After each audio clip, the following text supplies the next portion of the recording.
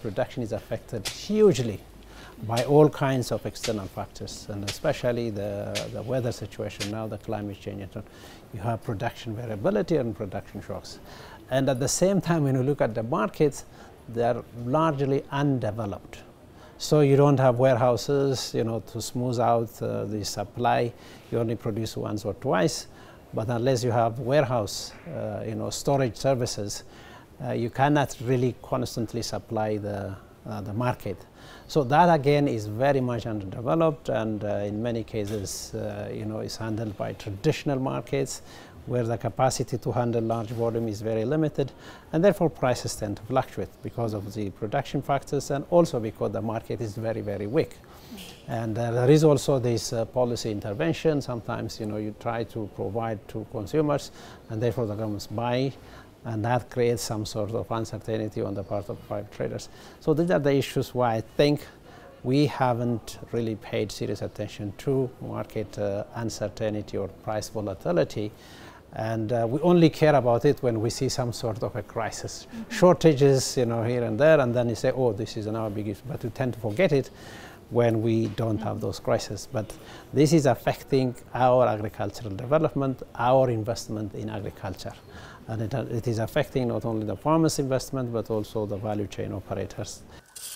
Agriculture is the main alternative for rural women, and it should come with better access to land and resources for the prevention, adaptation, and mitigation of climate change, combined with rural women learning how to deal with cultural resistance and adapting to various manifestations of this phenomenon.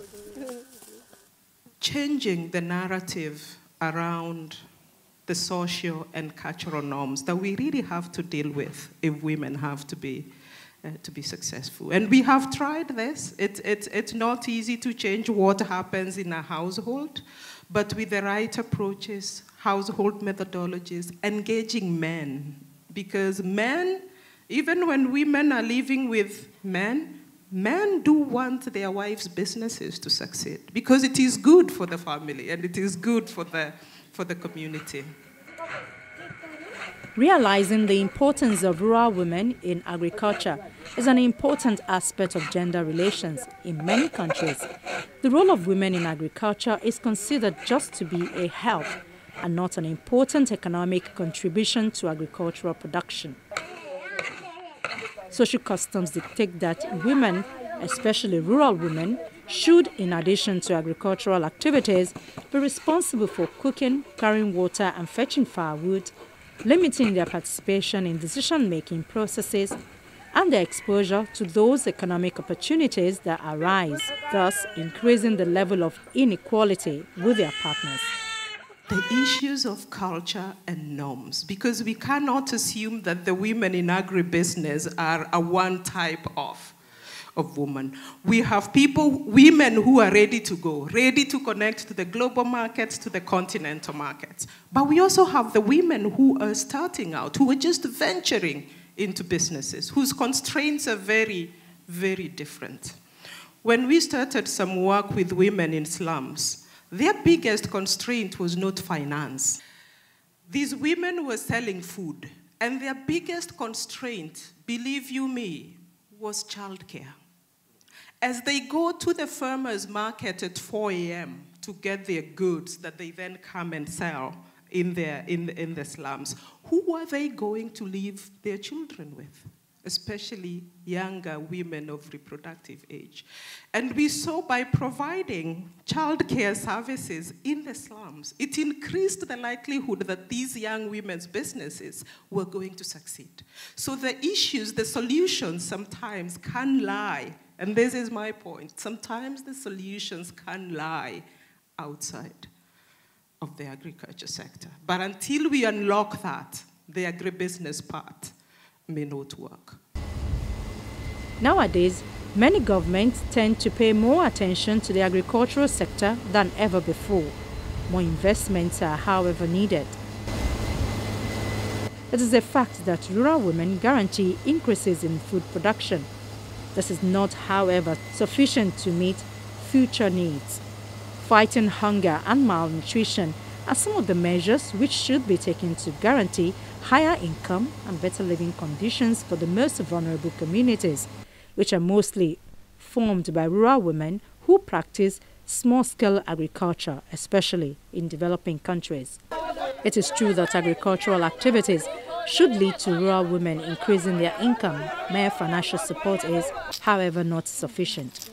The adoption of measures that facilitate the transition to a type of agriculture that respects the environment and contributes to the conservation of natural resources that benefit women is in particular necessary. One of the major weaknesses of the agricultural sector is to be found in the production, disposal, preservation, processing and marketing of agricultural products.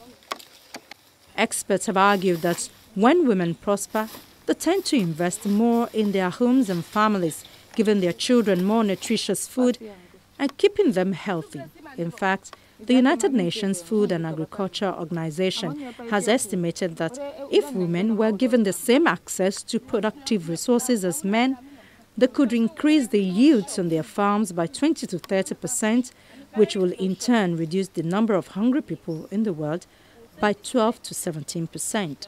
I think over the years, the stakeholders globally have come to realize that inequality will forever remain like a hindering factor to a lot of developmental issues. So now when you're talking about achieving maternal and child security, food security, water and sanitation security, all these things can come to play when there is equality. In a situation where there is no equality, where some people have access compared to the others, where some people feel a sense of belonging compared to the others, there definitely will always be problems. So you can see that it's obvious that the world bodies have come to understand this, and that has shown in the way it is with the Sustainable Development Goals. There's been a lot of equity, making sure that the main goal is leaving no one behind. Obviously, by the time nobody is left behind, definitely would, by 2030, we'll be able to now think of it and say, yes, I think we've been able to achieve development, and this development has been sustainable.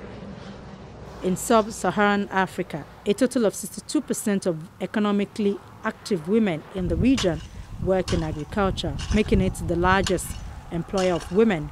In some countries, such as Rwanda, Malawi, and Burkina Faso, over 90% of economically active women are involved in agriculture.